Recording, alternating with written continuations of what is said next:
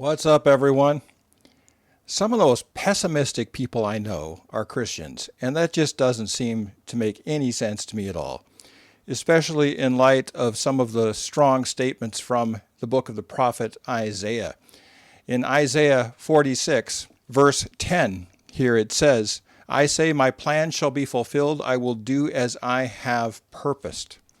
And there are so many nervous, skittish Christians out there with all kinds of conspiracy theories about all kinds of things that are going wrong, and God is not going to get his way with his world, and everything is going to get worse, worse, worse.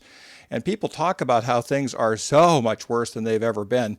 Yeah, but you wouldn't want to live in 1948. You wouldn't want to live in the last century. The last century we slaughtered millions, tens of millions of people in ceaseless carnage of wars. We had things like polio, smallpox was still around. The standard of living was a fraction of what it is now. Women couldn't do hardly anything they wanted to and use their gifts unless it was nursing or teaching. And there was just all kinds of trouble. Life expectancy in Africa is twice what it was in the middle of the last century.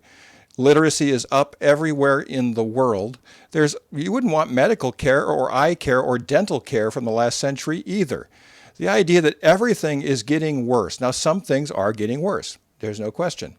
Crime is not one of them. Look at the statistics. Violent crime is half of what it was in 1993, but they don't tell you that on the news. Look it up. There's all kinds of good things happening. People talk about overpopulation. The population of the earth is going to peak soon and start heading south. Really, seriously, folks, God is going to get his way with creation. And he doesn't need Dunkirk. He doesn't need to evacuate us out of here. In 1 Thessalonians 4, a lot of people see that as some kind of evacuation story, this rapture, getting us out of here because the whole thing's going to blow. He's going to get his people out. I see it as D-Day. Jesus is coming to rule, not to get us out of here. We meet him in the air so that we can accompany him into creation where he's going to take charge. God will have his way with his creation. There is no question. The Bible says it. Common sense says it. And people, we as Christians ought to be the most optimistic people around. We ought to believe that it will be all right in the end. Will we have trouble between here and there? Yes, we will. The Bible says we will have tribulation, but have courage, for the Lord has overcome the world. Take that to the bank. It's in the Bible. It makes sense.